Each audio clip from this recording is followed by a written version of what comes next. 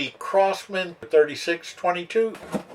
So let's take a look. Work about the same, maybe even a little better than the Crosman 362. As light as this is, that's great.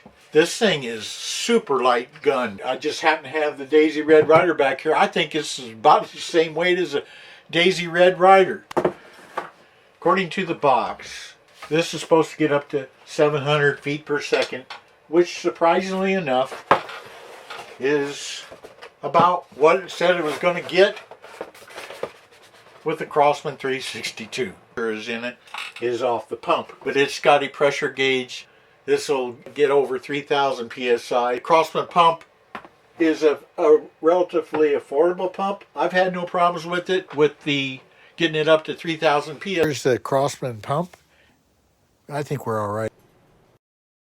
The hollow point is a good standard. Everybody can use that for comparison. Crosman Red Flight is a particularly good penetrator round for Crosman 362, so I figured it'd be good for this too.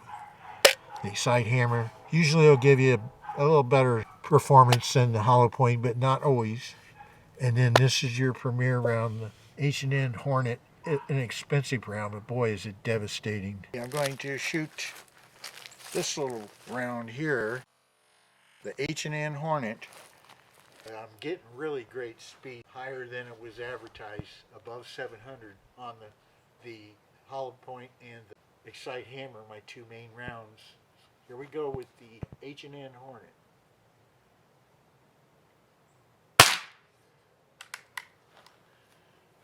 .725, it's getting good speed too.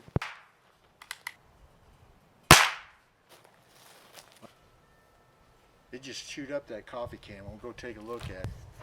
There's what the H&N Hornet did to that can. I featured this round on my other Crosman 362s, and it's really good in the 362s.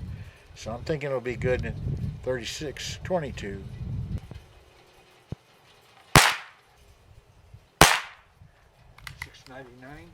Here's the results for the Crosman 3622. With your basic Crosman hollow point, the average speed was pretty quick, 732. Remember, on the box it says it was only going to go 700. Kinetic energy, excellent, 17 foot-pounds. Standard deviation, so-so 17. Then we go down to its counterpart in a little higher quality pellet, the H&N Excite Hammer at 14.66 grains. The hollow point is 14.3. Its average speed is 745. And kinetic energy is even better, 18 foot-pounds, and its standard deviation is a good 7.8.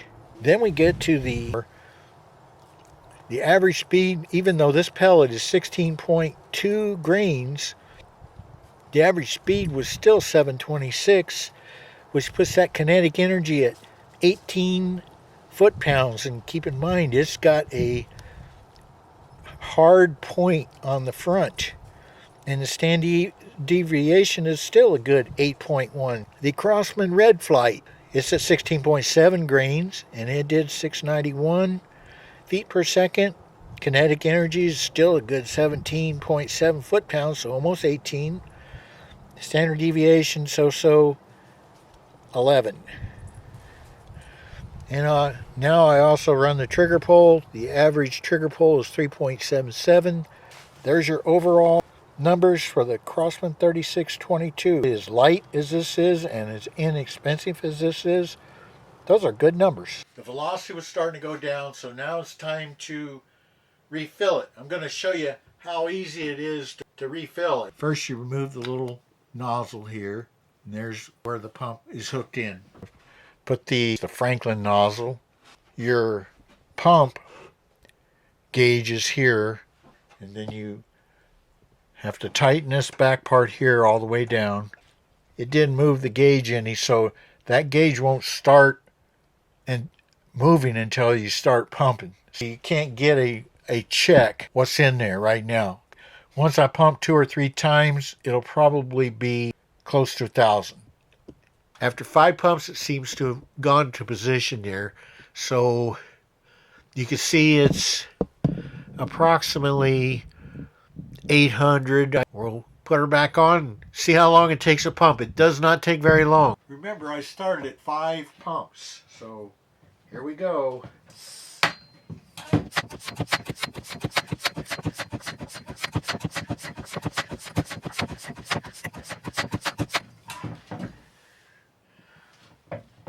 Just a couple more to go. That's all it takes. I really only have to do these squats once or twice, and that's it. There you can see it is on 2,000. And that's the only way that you're going to know how much is in there. So once I do that, I just have to use it until I start losing velocity.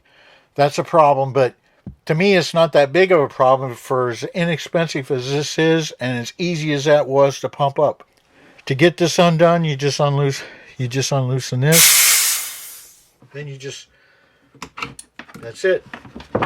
Then you got to put the cap thing back on here. Okay guys, I'm not going to do a super accuracy testing here. I'm going to shoot 10 shots here just to see what kind of group we get. I'll show you the target from here. There, I've got it about the same size as what I'm seeing, and that is 15 yards out. Sight picture. Okay, let's go take a gander.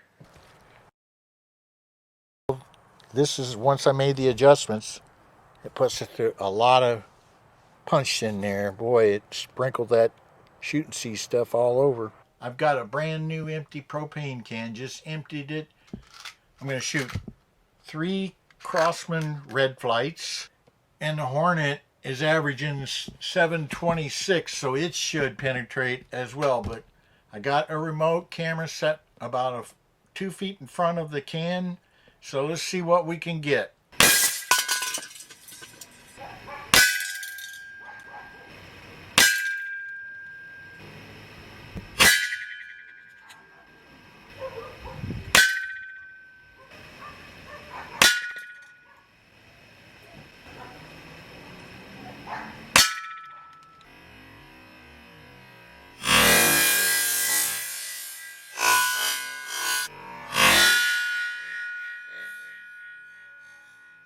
Look what happened to the other side. This shot here, and I think this one. One of them, you could tell that's a red fire sideways, because this one here could be a Hornet. So how about that? That's pretty impressive, eh? One other thing, you notice I left all this area here blank. I'm leaving that blank for a future planned video. If I can get the metal breech on, I'm leaving room for putting that in, the artwork, and adding a scope, and we'll probably add new figures.